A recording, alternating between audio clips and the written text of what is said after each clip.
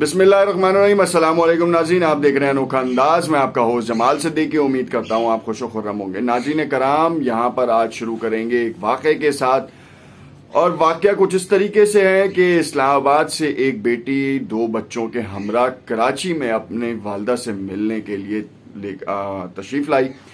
5 साल का अरसा गुजर चुका था। 5 साल बाद माँ से मिलने कराची आई और कराची आने के बाद फिर उसने अपना वो रूटीन इख्तियार किया जो कि होता है हर फैमिली में कि आउटिंग करने गए, बाहर खाना खाने गए।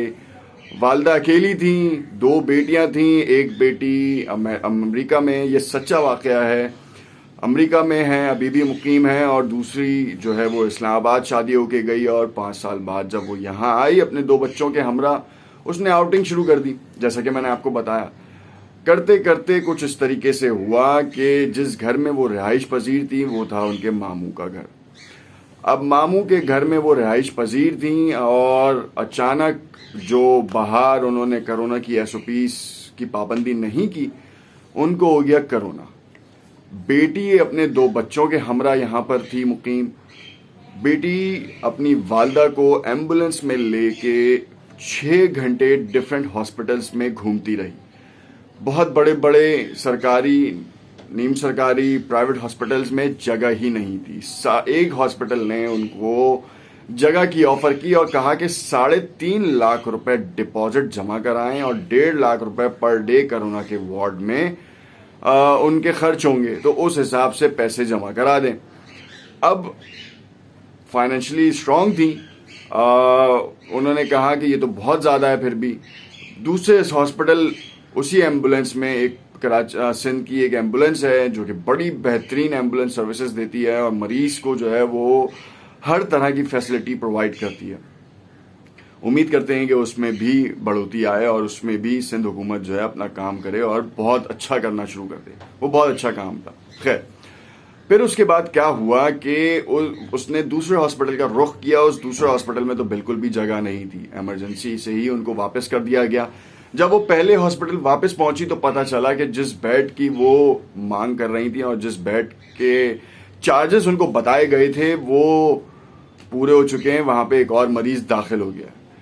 दर बदर की ठोकरें खाने के बाद, अपने रिश्तेदारों, दोस्तों को, अहबाब को फ़ोन करने के बाद एक हॉस्पिटल में जगह निकली और उस हॉस्पिटल में उन्होंने वहां पे एडमिट करवाया। अब एडमिट कराने के बाद ये हुआ कि वहां पे भी 1 लाख रुपए पर डे देना पड़ रहा था। ईद, आपने देखा कि अब से 1 हफ्ता कबल ईद थी और ईद में क्या हुआ कि हॉस्पिटल रोजाना की बुनियाद पर उनको चार्ज कर रहा था और कैश डिपॉजिट हो रहा था। अब मंगल के रोज छुट्टी थी। मंगल के रोज हॉस्पिटल ने डिमांड की कि 60 हज़ार वाले इंजेक्शन लगने हैं तो कैश सबमिट करवा दें। उनके ATM की लिमिट खत्म हो चुकी थी। अच्छा, मैं यहाँ ये बताता चलूँ कि उन्होंने 2 दिन कबल अपने बच्चों को वापस उनकी फुप्पो के यहाँ भेज दिया था और उनके शौहर जो इस्लामाबाद में थे वो उनकी हेल्प के लिए यहाँ आ गए। अब जिस मामू के घर में वो रह रही थी वहाँ पे भी एक बड़ा मसला ये था कि वहाँ पे एक खातून थी जो प्रेग्नेंट थी और उनको भी कोरोना हो गया। अब फुप्पो और मामू के दरमियान भी तनाज़ा हो गया कि आप लेकर आए और आपने उसको भी करा दिया।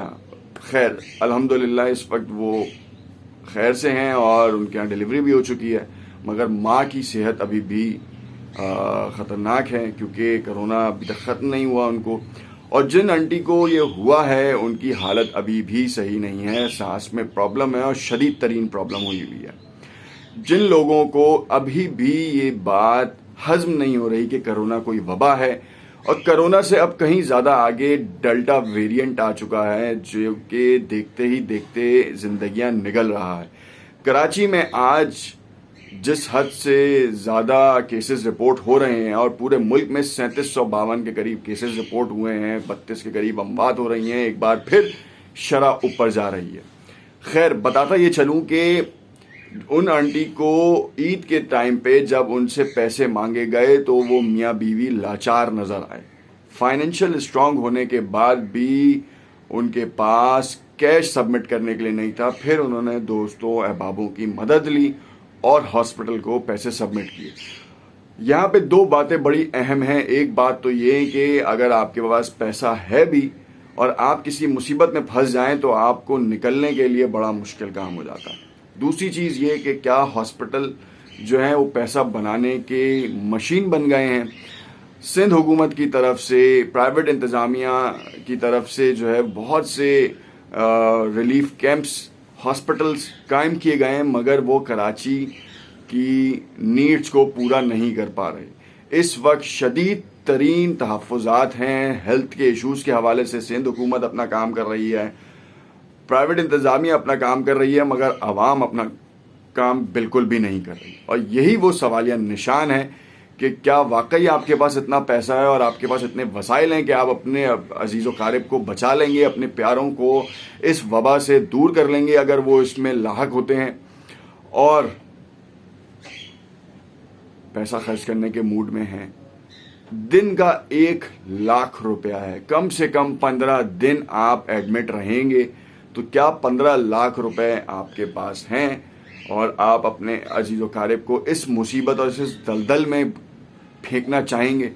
शादी हॉलों में आपने देख लिया कि शादी हॉलों में किस तरीके से लोग मिल रहे हैं, कोरोना की धज्जियां उड़ा रहे हैं। सिंध हुकूमत हो, पंजाब हुकूमत हो या वफाकी हुकूमत हो, एक हद तक आपको कंट्रोल कर सकती है। जब अगर आपको अपनी ही फिक्र ना हो तो फिर वो क्या करेंगे? और वेरी फ्रेंकली टेक्निकल एनालिसिस ये कहती हैं कि इस वक्त अगर 4,000 पेशेंट्स भी वेंट पे आ गए तो हमारे पास ये कैपेबिलिटी नहीं है कि पाकिस्तान का मेट्रो सिटी जो है वो उसको हैंडल कर पाए। ना आपकी प्राइवेट इंतज़ामिया इतना बड़ा इंफ्रास्ट्रक्चर लगा सकती है, ना ही आपकी फेडरल या आपकी सिंध हुकूमत। तो खुदारा एहतियात करें, ये आपका और हमारा फ़र्ज़ है, क्योंकि हमें ही अपने प्यारों को बचाना है, इस अजियत से बचाना है।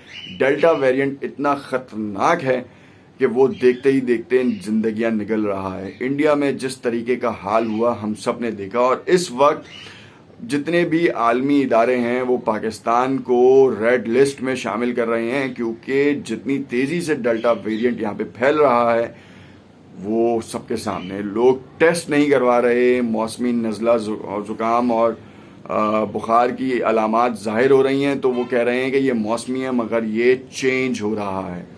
और मैं आपको अपनी पर्सनल फैमिली की बात बताऊं कि मेरी फैमिली में भी इस वक्त 2 लोगों को हो चुका है और उन 2 लोगों की सेहत इस वक्त बेहतर है, मगर खुदारा एहतियात करें, उन्होंने भी एहतियात नहीं की थी। थोड़े दिन एहतियात कर लें, और इतना अरसा आपने गुजार लिया, थोड़ा सा और एहतियात है। शादियों से परहेज़ करें, इज्तिमाई कह लें कि मिलन जो पार्टीज़ जो होती हैं, ईद मिलन पार्टीज़ हैं, बहुत से ऐसे इवेंट्स हैं जिनसे आपको इज्तनाब करना चाहिए, तो करें ज़रूर। ये आपके और हमारी सेहत के लिए बेहतर है और हम अपने अजीज़ व क़ारिब और अपने मुल्क के लिए बेहतरी का सामान पैदा करेंगे। देखते रहिएगा अनोखा अंदाज इस्लाही। आज का जो है वीलॉग था, उम्मीद करता हूँ आपको पसंद आया होगा। शुक्रिया।